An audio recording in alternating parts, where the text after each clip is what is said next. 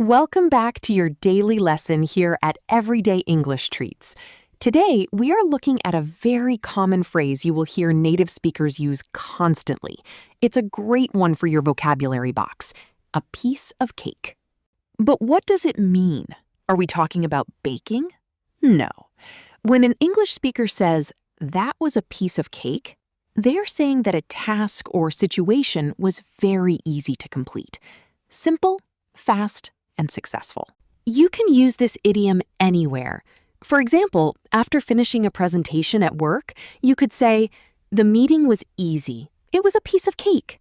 Or if you're talking about an exam at school, you could tell a friend, "That math test was a piece of cake."